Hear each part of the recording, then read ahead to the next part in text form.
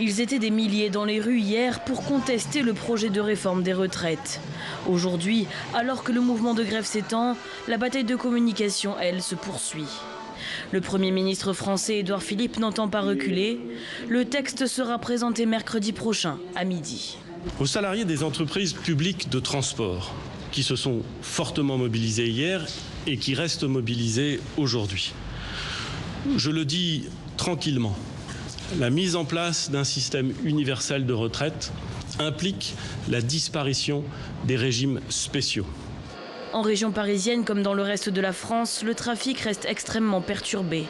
Les salariés des transports ou encore les enseignants, inquiets de la mise en place d'un régime de retraite unique, sont bien décidés à maintenir la pression. Ils ont prévu de manifester à nouveau mardi. Nous pensons qu'il faut partout faire grève et la reconduire jusque avoir satisfaction sur l'idée, enfin le principe que cette réforme, elle va générer de la misère. Le gouvernement dit entendre la colère. Selon l'exécutif, cette réforme des retraites controversée sera plus juste, mais elle demandera de travailler plus longtemps. Dans le camp des perdants, les salariés des régimes spéciaux et les fonctionnaires notamment.